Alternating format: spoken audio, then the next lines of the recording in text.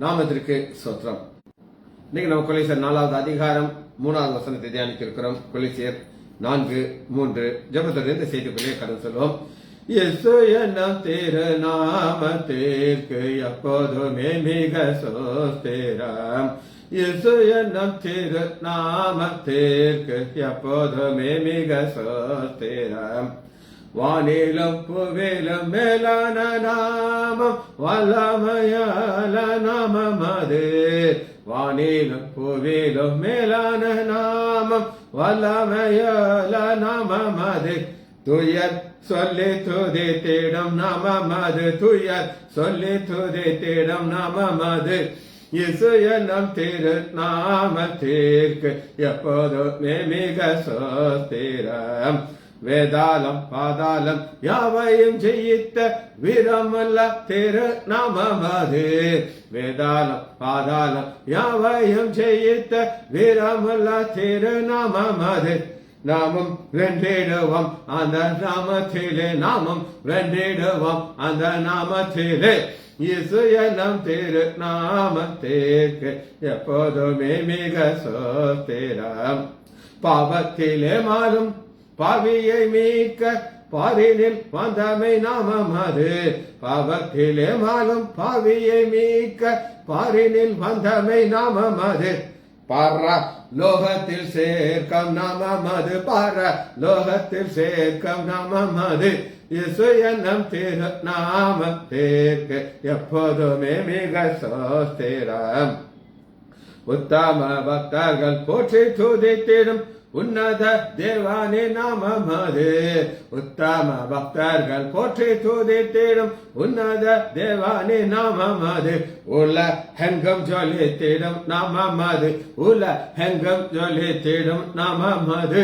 இயேசு என்னும் திருநாமத்திற்கு எப்போதுமே மிக சோஸ்திரம். சஞ்சலம் தவிப்பு சோதனை நேரத்தில் தாங்கி நடத்திடும் நாமம் அது. சஞ்சலம் தவிப்பு சோதனை நேரத்தில் தாங்கி நடத்திடும் நாமம் அது. தாடை மற்றும் அகற்றிடும் நாமம் அது. தாடை மற்றும் அகற்றிடும் நாமம் அது. இயேசுவே நாமத்தினாலே ஜீவங்களை பிதாவே ஆமென். கர்த்தரின் பரிசுத்த நாமத்திற்கு ஸ்தோத்திரம். லீலா பிரைஸ்லாட், தானியல் ராஜேஷ் பிரைஸ்லாட், நாகரத்னம் அம்மாள் பிரைஸ்லாட். செய்திக்குள்ளே கலந்து செல்வோம். கொலைசியர் 4வது அதிகாரம் 3வது வசனம். கிறிஸ்துவனுடைய ரகசியத்தின் நிமித்தம் கட்டப்பட்டிருக்கிற நான் அந்த ரகசியத்தை குறித்து பேச வேண்டும் என்றதை பேசி அதை வெளிப்படுத்துவதற்கு பவுல் கட்டப்பட்ட நிலைமையில் இருக்கிறார். காரணம் என்ன அப்படின்னு அவர் கிறிஸ்துவனுடைய ரகசியம், கிறிஸ்து தேவகுமாரன், மாமிசத்தில் வந்த கடவுள். சரி, முதல்ல ரகசியம் என்றால் என்னன்னு நான் உங்களுக்கு சொல்லியிருக்கேன். ரகசியம்ங்கிறது நம்ம சொல்ற ரகசியம் கிடையாது. நான் உனக்கு சொல்றேன், யார்கிட்ட சொல்லிடாதீங்க. நான் சொன்னேன்னு சொல்லிடாதீங்க. ரொம்ப பர்டிகுலர் சொல்லணும். உங்களை பத்தி யாராவது சொன்னா கெட்ட கோவம். ஆனா உங்களுக்கு மற்றவங்களை குறித்து பேசுறது பயங்கர ஹாப்பியா இருக்கும். சரி, இன்னைக்கு ஃபர்ஸ்ட் டெபினிஷன் நான் உங்களுக்கு சொன்னேன். ரகசியங்கிறதுக்கு டெபினிஷன் என்ன அப்படின்னு நீங்க கேட்டீங்கன்னா, பழைய ஏற்பாட்டில் சொல்லப்படாத காரியம் புதிய ஏற்பாட்டில் சொல்லப்படும். இயேசு கிறிஸ்துவ பற்றி மேசையை பற்றி திரும்ப சொல்றேன். ரகசியத்திற்கு டெபினிஷன் பழைய ஏற்பாட்டில் மறைவாக இருந்தது, புதிய ஏற்பாட்டில் வெளிச்சத்துக்குள்ள வருகிறது. இப்ப நம்ம பார்க்கிற ஒவ்வொரு காரியமும் பழைய ஏற்பாட்டில் நிழலா இருக்கலாம், நிஜமா இருக்காது. இதை புரியுதுக்கு ஒரு காரியத்தை மட்டும் சொல்றேன். சிலுவையை நீங்க புரிந்து கொள்ளணும். சிலுவைக்கு முன்னாடி வாழ்ந்த காலங்கள் வந்து சிலுவைக்கு பிறகு வாழ்ந்த காலங்கள். சிலுவைக்கு முன்னாடி ஆண்டவராக இயேசு கிறிஸ்துவ மாமிசத்துல அவங்க பார்க்கல. சிலுவையை குறித்து வெளிப்பாடு இருந்தது, ஆனா இதுதான் சிலுவைன்னு தெரியாது, இதுதான் பாடுன்னு தெரியாது. சங்கீதம் ஏசாயா 53வது அதிகாரத்தில் சொல்லப்பட்டது ஒவ்வொரு வார்த்தையும் சிலுவையில் நிறைவேறது. அவங்களுக்கு அந்த வெளிப்பாடு கிடையாது. இதைத்தான் நம்ம பார்க்கணும். சரி, இதை குறித்து பவுல் ஏற்கனவே கொலைசியருக்கு 1வது அதிகாரம் 27வது வசனத்துல சொல்லிட்டாரு. அதை நம்ம தியானிக்க போறோம். கொலைசியர் 1:27 நம்ம ஏற்கனவே தியானிச்சிருக்கிறோம். ஆனாலும் இதன் அடிப்படையில் நம்ம செய்தி பார்க்கணும். புற ஜாதியாருக்குள்ளே விளங்கின இந்த ரகசியத்தில் உள்ள மகிமையின் ஐஸ்வர்யம். புற ஜாதியாருக்குள்ளே, இந்த புற ஜாதியார பழைய ஏற்பாட்டில் அன்டச்சபிள், தொடக்கூடாது. இன்னைக்கு ஒவ்வொரு இடத்துல இருக்காங்க, நாங்க மேல் ஜாதி, நீங்க கீழ் ஜாதி, நாங்க எங்க வீட்டுக்குள்ள நீங்க வரக்கூடாது அப்படிலாம் இப்பெல்லாம் குறைஞ்சிருச்சு, அதெல்லாம் இல்லை அவங்கெல்லாம்.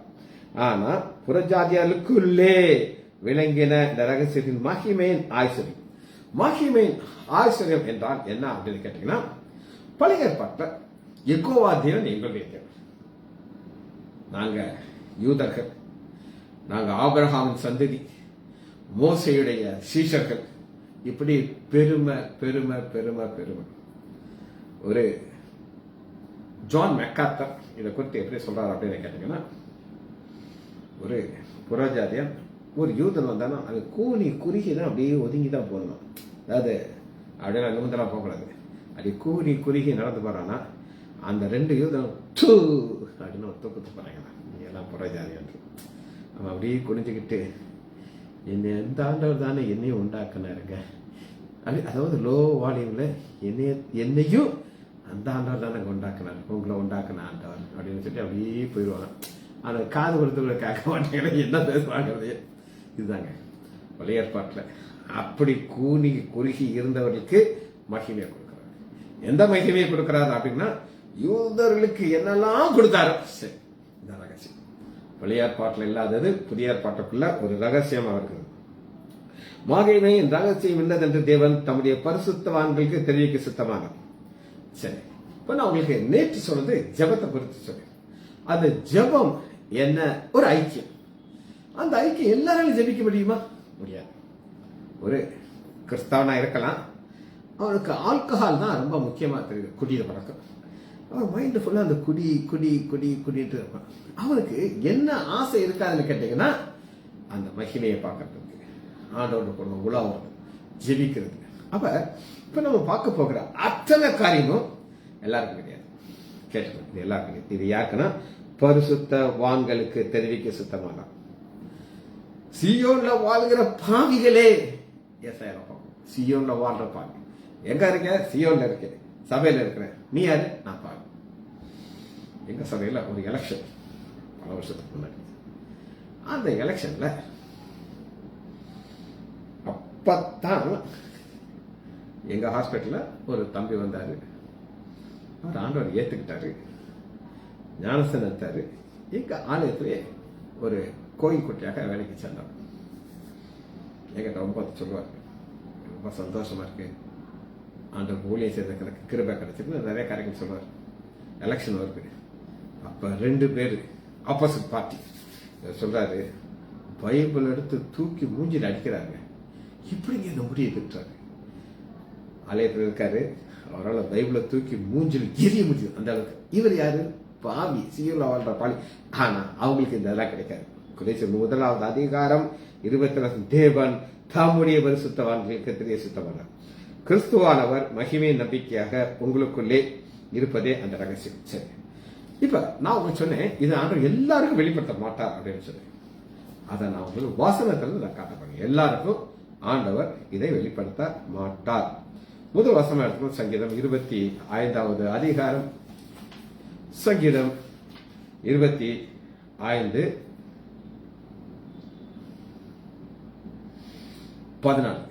நான் சொன்ன வார்த்தைக்கு கரெக்டா வசனம் இருப்பாரு, எல்லாரும் சேர்த்துக்கணும். நம்ம பார்த்த பரிசுத்தவனை பார்த்தோம். சங்கீதம் 25வது அதிகாரம் 14. கர்த்தருடைய ரகசியம் அவருக்கு பயந்தவர்கள் மேல் இருக்கு.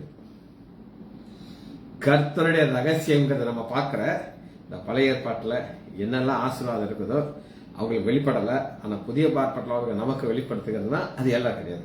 கர்த்தருக்கு பயந்தவர்கள் இருக்குது, அவர்களுக்கு தம்முடைய உடன்படிக்கை தெரியப்படுத்த. உடன்படிக்கை, இந்த உடன்படிக்கை ஆண்டவராகிய இயேசு கிறிஸ்து ரத்தத்தினால பண்ணுகிற உடன்படிக்கை மாத்திரமல்ல. இதே மாதிரி இன்னொரு வசனத்தை நான் உங்களுக்கு வாசிக்கிறேன். சங்கீதம் நீதிமொழிகள் 3வது அதிகாரம் 32வது வசனம். செகண்ட் பார்ட், நீதிமான்களோட அவருடைய ரகசியம் இருக்கிறது. சொன்னேன், நீதிமான்களோட அவருடைய ரகசியம். பழைய ஏற்பாட்டிலையும் அதான், புதிய ஏற்பாட்டில். இப்போ ஒரு மனிதன் இருக்கார், ஆண்டவர் ஏத்துக்கிட்டு வசனத்துக்குள்ள வருகிறார். வசனத்துக்குள்ள வந்த பிறகு அவருக்கு வசனத்துக்கு சம்பந்தமே இல்லை. நான் துன்மார்க்கமான ஜீவியத்தை தான் நான் வாழ்வேன் அவங்களுடைய ரகசியம் கிடையாது. அவங்களுடைய வாழ்க்கையை ஆண்டவர் எப்படி பார்ப்பார்னா, துன்மார்க்கன் இன்னும் துன்மார்க்கன் ஆளட்டும், பாவிகள் இன்னும் பாவியா இருக்கட்டும், பரிசுத்தவான்கள் இன்னும் பரிசுத்தமாகட்டும். இதுதான் ஆண்டவருடைய ஒரு பிளான். இதை மாற்றவே முடியாது. சரி, இப்ப நான் ஸ்பெல்லிங் சொல்றேன், தேவையான எழுதிப்பாங்க. இங்கிலீஷ்ல ரகசியத்துக்கு மிஸ்ட்ரிஸ், MYS TERIES, மிஸ்டரிஸ் இங்கிலீஷ்ல. இது கிரேக்க லாங்குவேஜ் எப்படி இருக்குன்னா முஸ்டோரியான் அப்படி இருக்கு. MUS TERION, மிஸ்டோரியான். மிஸ்டரி கிரேக்க மொழியில முஸ்டோரியான். சரி, இப்ப இந்த வசனத்துல நம்ம எப்படி பார்க்கிறோம் அப்படின்னு கேட்டீங்கன்னா, கொலோசியர் 1:25, ஆதி காலங்களும் தலைமுறை தலைமுறையாகவும் மறைவாய் இருந்தது. ஆதி 2 ஆதி, ஒரு ஆதி கிரியேஷன், அது கிடையாது. இந்த கிரியேஷனுக்கு பிறகு ஆண்டவர் ஆதி காலங்களும் தலைமுறை தலைமுறையாக மறைவு. இந்த தலைமுறை தலைமுறையாக மறைவா இருந்ததை வேதம் நமக்கு எப்படி சொல்லிக் கொடுக்கிறார் அப்படின்னு கேட்டீங்கன்னா, எபிரேயர் 1வது அதிகாரம் 1 வசனம். ஆதியில் அதான் மறைவாக இருக்கு. பூர்வ காலம் முதல் பங்கு பங்காகவும் வகை வகையும் தீர்க்கதரிசிக்கு தெரிவிக்கப்பட்டது. பூர்வ காலம் பங்கு பங்குனா ஒரு போர்ஷனை மட்டும் தான் காட்டுவாங்க. சங்கீதம் 22வது அதிகாரம் மேசியாவின் சங்கீதம் ஆரம்பிக்கும் போது என் தேவனே ஏன் என்னை கைவிட்டு ஆரம்பிக்கிறது. அங்க ஆண்டவராக இயேசு கிறிஸ்துவிய கால்களையும் கரங்களையும் ஆணிகள் உருவ குத்துறதை பார்க்கணும். பாசான் தேசத்து காளைகள் என்னை சூழ்ந்து கொண்டது. அதை எழுதுற தாவீதுக்கு என்ன எழுதுறனே தெரியாது. எழுதுறாரு, ஆவியானவர் சொல்ற எழுதிட்டார். அவரை சுத்தி பாசான் தேசத்து இருந்து கிடையாது. ஆனா ஆண்டவராக இயேசு கிறிஸ்து விசாரணை கொண்டு போகும்போது அந்த ரோம போர்ச்சுவர்கள் ஒவ்வொன்றும் தடிதடியா இருந்துகிட்டு அவரை அடிக்கிறது, சாட்டை வச்சு அடிக்கிறதெல்லாம் சூழ்ந்து கொண்டதை அவர் சொல்லுகிறார். இது பங்கு வகை வகையாக கொஞ்சம் கொஞ்சமா தான் காட்டுவார். கடைசி நாட்களிலே குமாரன் மூலம் எனக்கு குமாரன் மூலம் இந்த குமாரன் மூலமாய் திருவிழம் பற்றத அவங்க பார்க்கல, ஆனா நம்ம பார்க்கணும்.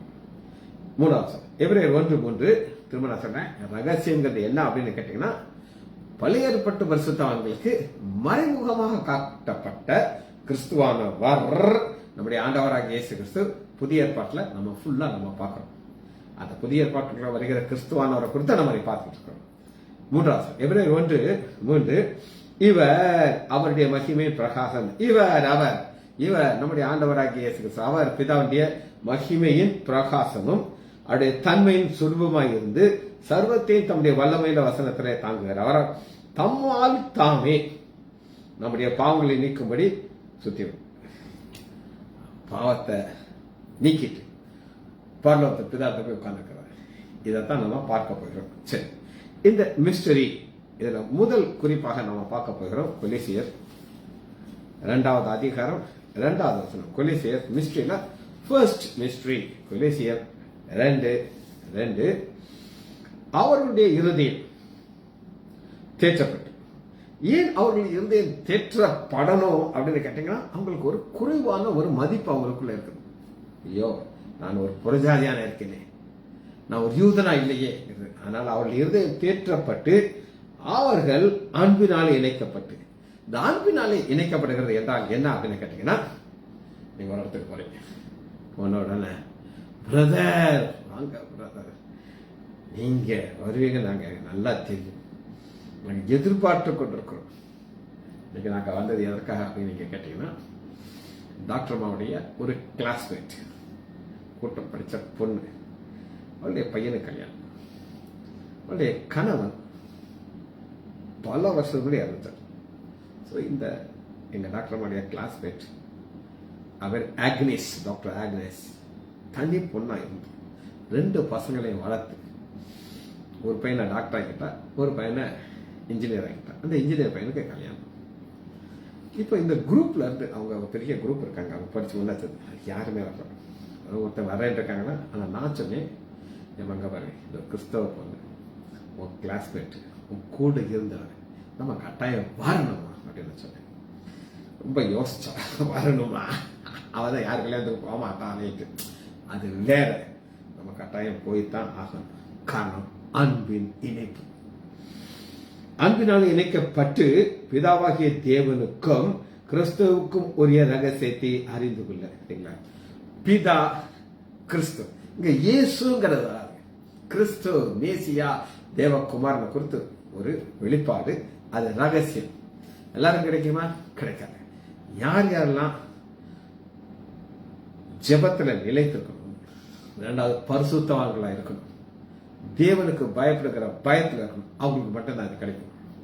உரிய ரகசியத்தை அறிந்து கொள்கிற உணர்வின் பூர்ண நிச்சயத்துக்குரிய எல்லா ஐஸ்வர்யத்துக்குரிய இப்படி எல்லா ஐஸ்வர்யம்.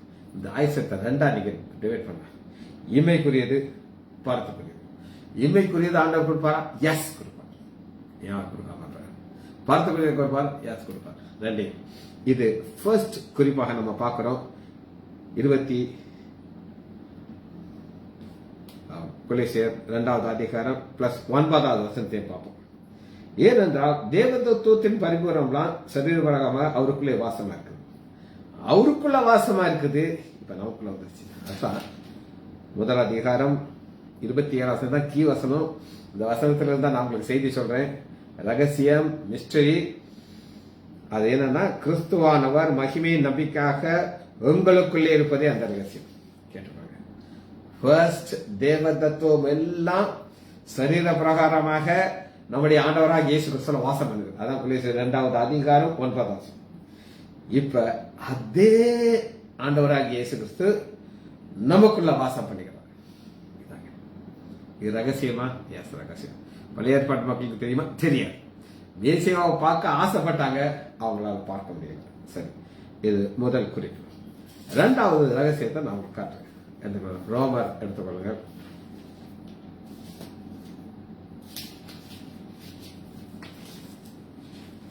பதினோராவது அதிகாரம் 25வது வசனம். ரோமர் 11:25. மேலும் சகோதரரே, நீங்கள் உங்களையே புத்திமான் என்று எண்ணாதீர்கள். ஒரு ரகசியத்தை உங்களுக்கு அறிவு. ஒரு ரகசியம். இது யாருக்கு? புறஜாதியாருக்கு. இப்ப துளுர் விட்டு போயிடுச்சுங்க. துளுர் விட்டு போதா என்ன அப்படின்னா, அப்படி ஒரு திமிர் வந்துடும், நட மாறிடும். நாங்கெல்லாம் நடக்க ஆரம்பிச்சிருவீங்க. அதுதான் துளுர் விட்டு போயிருது. அது விடக்கூடாது. நீங்கெல்லாம் புறஜாதியார், பி கேர்ஃபுல் அப்படின்னு சொல்லி எச்சரிப்பை கொடுக்கிறார். அதே ஒரு ரகசியத்தை தான் பார்க்கிறோம்.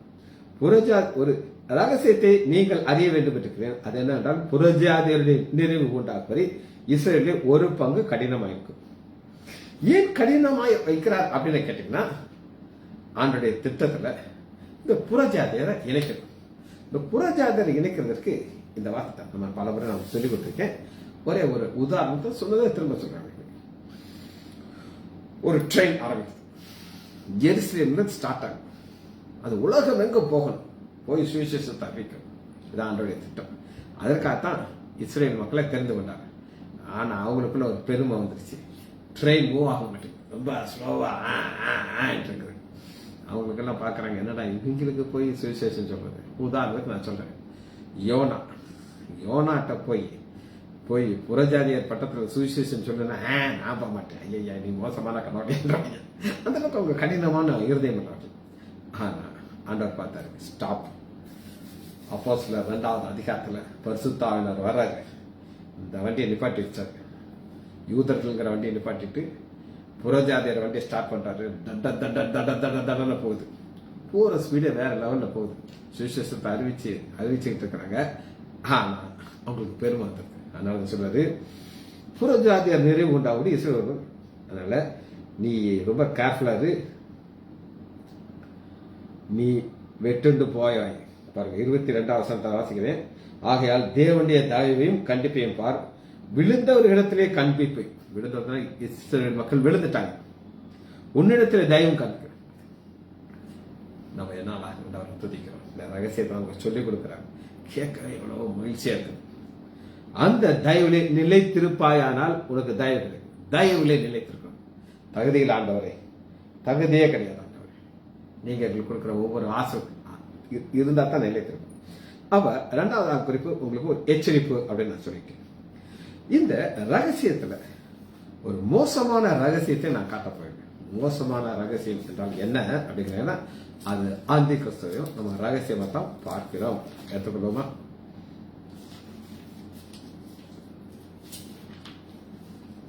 ரெண்டு தெசலோனிக்கேயர்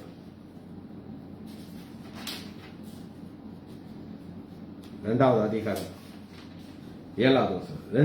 ரெண்டு தெசலோனிக்கேயர் 2வது அதிகாரம் 7. அக்கிரமத்தின் கிரியை இப்பொழுதே கிரியை. அக்கிரமத்தின் ரகசியம். அக்கிரமத்தை ஒரு ரகசியமா பார்க்கிறோம். ஏன் இதை ரகசியமா பார்க்கிறோம் அப்படின்னு கேட்டீங்கன்னா, அநேகர் என்ன நினைக்கிறாங்கன்னா, ஆண்டி கிறிஸ்து வந்துட்டான், உங்களெல்லாம் கை விட்டுட்டு போயிட்டான் அப்படின்னு சொல்லி சொல்றாங்க. இல்லப்பா, அது நடக்கல. அது நடக்கணும் தானா? ஆனாலும் தடை செய்கிறவர் நடுந்து நீக்கப்பட்டாலே ஒழியும். நீக்கப்படும் பொழுது அக்கிரமக்காரன் வெளிப்படும். இந்த தடை செய்கிறவர் பரிசுத்த ஆவியானவர். பரிசுத்த ஆவியானவர் இன்று இருக்கிறார்.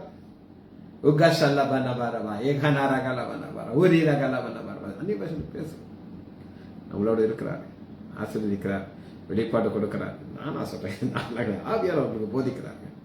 இதெல்லாம் என்கிட்ட வரல, ஆவியானவர் உங்களுக்கு போதிக்கிறார். இதுதான் அக்கிரமத்தின் ரகசியம். இதே மாதிரி இன்னொரு மோசமான ரகசியத்தை நான் உங்களுக்கு காட்டுறேன். அது என்ன வெளிப்படுத்துங்க. 17வது அதிகாரம் 5வது. அடுத்த ரகசியம் பாபிலோன் 5. வெளிப்படுத்துதல் 17. மேலும் ரகசியம் மகா பாபிலோன் வேசிகளுக்கும் பூமியில் உள்ள அறுவருக்கும் தா என்ற நாள். 3 ஸ்திரீகளை நான் காமிச்சேன். இது என்னன்னா, மத சம்பந்தப்பட்ட ஒரு ஸ்திரீ. நான் சொல்லியிருக்கேன், இது கத்தோலிக்க சபை. அவளுடைய ஆசை என்ன அப்படின்னு கேட்டீங்கன்னா, இயேசு கிறிஸ்துவை குறித்து பாருங்க. 6வது அந்த ஸ்திரீ பரிசுத்தவான்களுடைய ரத்தத்தினாலும் இயேசுடைய சாட்சியின் ரத்தத்தினாலும் வெறி கொண்டு கிறிஸ்துவ குறித்து வெளிப்பாடு கிடைப்பார். பைபிள் வரவே கூடாது. அப்படிப்பட்ட ஒரு ஸ்திரீயை நம்ம பார்க்கணும். ஆனா ஆண்டவர் எதிர்பார்க்கிற ஒரு ஸ்திரீ யார் அப்படின்னு கேட்டீங்கன்னா, சூரியனை அணிந்த ஸ்திரீ. 12வது அதிகாரம் 1 வசனத்துல சூரியனை அணிந்த ஸ்திரீ. இப்ப இந்த ஸ்திரீங்கிறது ஒரு ரகசியம் பார்த்தாச்சு. மாத்திரமல்ல, எபேசியர் 3வது அதிகாரம் 3வது வசனம் அடுத்த ரகசியத்தை உங்களுக்கு காட்டுறேன். எபேசியர் 3:3. அதனால் புறஜாதியார் சுவிசேஷத்தினாலே உடன் சுதந்திரராய் ஒரே சரீரத்துக்குள்ளார் கிறிஸ்துவுக்குள் அவர் பண்ணின வாக்குத்தத்திற்கு உடன்பாக நம்ம பார்த்ததான். இன்னும் விளக்கமாக பவுல் எபேசியர் சொல்லுவார். 2 பேருக்கும் பயங்கரமான டிஃபரெண்ட். ஈஸ்ட் வெஸ்ட் அந்த அளவுக்கு டிஸ்டன்ஸ். புறஜாதியாருக்கும் யூதருக்கும். பவுல் ஒரு யூதன், நல்லா கேட்டுப்பாங்க. பேதுரு ஒரு யூதன். பேதுருட்ட போய், அப்பா போய் சுவிசேஷம் சொல்லு அப்படின்னா, நான் சொல்ல மாட்டேன். ஆண்டவர் தரிசனத்தை காட்டுறாரு. வானத்திலிருந்து ஒரு துப்பட்டி, அதுக்குள்ள சகல வித ஊரும் எல்லாம் எல்லாமே இருக்கு. அடிச்சு பூசிங்கிறாரு. ஆண்டவரே அப்படி இல்ல, ஆண்டவரே நீங்க தப்பா சொல்லிட்டீங்க, நான் ஒரு யூதன் அப்படின்னு சொல்லிட்டு, அவருக்கு மேட்டர் தெரியுமா தெரியாதா? எல்லாம் தெரியும், அதே தெரியாது. அதனாலதான் அப்போஸ்தலர்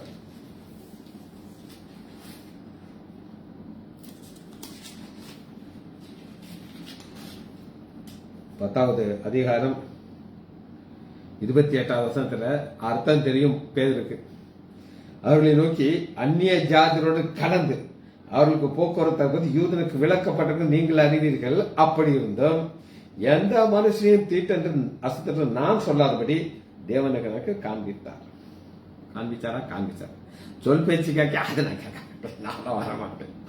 ஆனா ஆண்டவர் அழைத்து கொண்டு போகிறார். இவருக்கு பாருங்க மெசேஜ் கொடுத்துக்கிட்டே இருக்கிறாரு. 43 ஆசனம் எல்லாத்தையும் சொல்றாரு.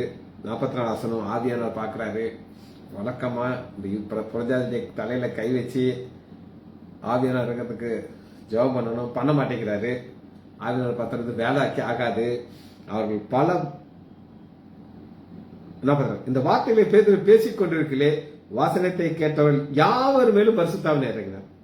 அவர்கள் பல பாஷைகள் பேசுறதையும் தேவனுக்கு பேதுவோடு கூட வந்த இந்த விருத்த சிதறுமுள்ள விசுவாசம் யூதர்கள் பரிசுத்தாண்ட வரம் புறஜாதிகளுக்கு பிரமித்தார்கள். அப்பொழுது பேதுரு நம்மை போல பரிசுத்தாவை பேராத இவர்களுக்கு ஞானஸ்தானம் கேள்வி.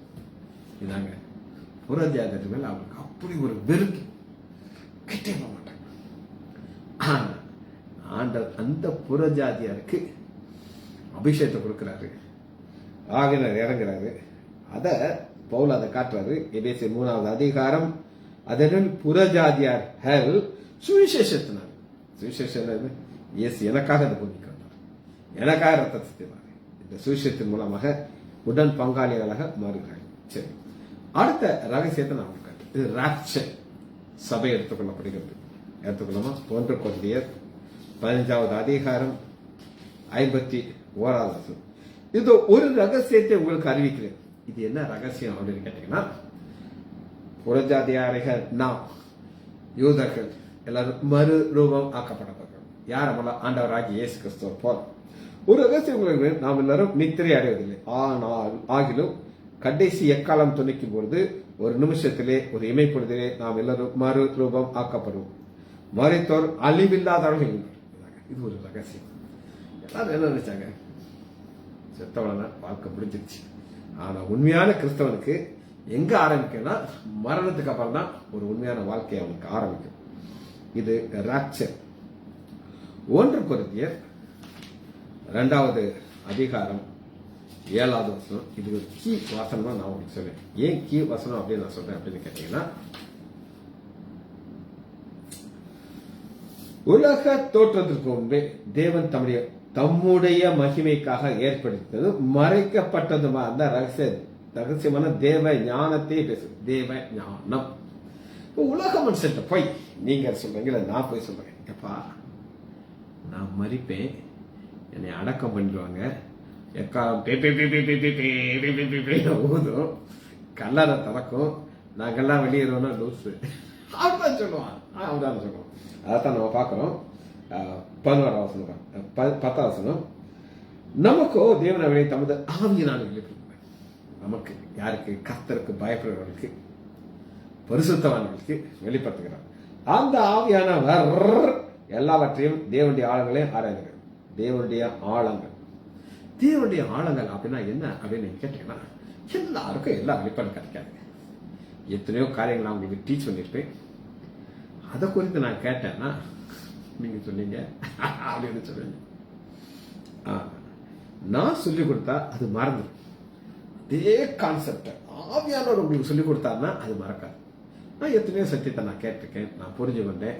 சில காரியத்தை நான் உங்களுக்கு இன்னைக்கு நான் உங்களுக்கு வசனம் இல்லாம பைபிள் இல்லாம உங்களுக்கு டக்கு டக்குன்னு சொல்ல முடியும். காரணம் அது ஆவியானவர் எனக்கு அந்த ஆழத்தை எனக்கு காமிச்சிருக்காரு. வாசிப்போமா? 1 கொரிந்தியர் 2வது அதிகாரம் 12. நாங்களோ உலகத்தின் ஆவியை பெறாமல் தேவனால் எங்களுக்கு அருளப்பட்டவர்களை அறியும்படிக்கு தேவனிடத்திலிருந்து புறப்பட்ட ஆவியை பெற்றுக்கிறோம். அது ஜென்ம சுபாவ மனிதன் நமக்கு அது புரியாது. சரி, அந்த கீ வசனத்துக்குள்ள நாம் திரும்ப வருகிறோம்.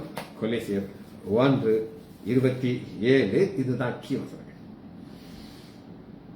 கிறிஸ்துவானவர் இவரை குறித்த பழைய ஏற்பாட்டில் காரியங்கள் எல்லாம் புதிய ஏற்பாட்டில் நமக்கு ரகசியமா வெளிப்படுத்துகிறார். நமக்குள்ளே வாசம் பண்ணுகிறதே அந்த வெளியேறப்பட்ட காரியம். பழைய ஏற்பாட்டில் உள்ள பரிசுத்தவான்களுக்கு தெரியும் மேசியான ஒருத்தர் வருவார்னு தெரியும். ஆனா அவர் நமக்குள்ள வாசம் பண்ணா நான் உங்களுக்கு காமிச்சிட்டேன். இப்ப ஆவியானவர் நமக்குள்ளே வாசம் பண்ணாங்க கான்செப்ட் இருக்கு. ஏன்னா அவர் இருந்தால்தான் எல்லாமே நடக்கும். அவர் இல்லைன்னா நீங்க எம்டி வெஸ்டர் ரோமர்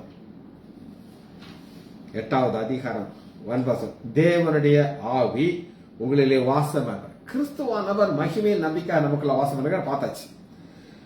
தேவ ஆவி உங்களிலே வாசமாயிருந்தால் நீங்கள் மாமிசத்துக்குட்படாமல் கிறிஸ்துவனுடைய ஆவி இல்லாதவன் அப்படி. கிறிஸ்துவனுடைய ஆவி இருந்தால்தான் இந்த ஓட்டத்தில் ஓட முடியும், ஜெயிக்க முடியும். சரி, 1 கொரிந்தியர் 6:19 நீ உங்கள் சரீரத்திலே தங்கியிருக்கிற பரிசுத்தாவிட ஆலயம். ஆவியானவர் நமக்குள்ளே இருக்கிறார், ஆலயமாக தெரிந்து கொண்டார். இதுதான் மகிமையின் நம்பிக்கை. இத ஆண்டவராக இயேசு கிறிஸ்து இன்னும் அருமையாக அருமையாக அருமையாக யோவான் 14 சொல்லிட்டார். 14 கிறிஸ்து மகிமையின் நம்பிக்கை 3 பேர் நமக்குள்ள இருக்காங்க. பிதா, குமாரன், பரிசுத்தாவியானவர். முதல் பரிசுத்தாவியானவர் உங்களுக்கு காட்டுறேன். யோவான் 14:16 உங்களோடு நான் பிதாவை வேண்டிக் கொள்வேன், அப்புறம் என்றென்றைக்கும் உங்களோட கூட இருக்கும்படியாக சத்திய ஆவியாகிய வேறு ஒரு தேற்றம் என்றென்றைக்கும் உங்களோட கூட இருக்காங்க. பழைய ஏற்பாட்டில் வருவார் பெய்வார். சவுல் மேல இறங்கினாரு, அவன் ஒரு தீர்க்கதரிசனம் எல்லாரும் ரெக்கக்னைஸ் பண்றாங்க. அவனுக்கு கோபம் வருது, விட்டுட்டு போயிடுறாரு, சொல்லாமலே போயிடுறாரு. 23 இந்த கடைசி வசனத்தை வாசனை முடிக்க போயிடும். இயேசு அவனுக்கு பிரதியுத்தரமாக, ஒருவன் என்னிடத்தில் அன்பா இருந்தால் அவன் என் வசனத்தை கேட்குவான், அவனிடத்துல என் பிதா அன்பா இருப்பார், நாங்கள் அவனிடத்தில் வாசம், நாங்கள் பிதா குமாரன் வாசமா இருக்கிறோம்.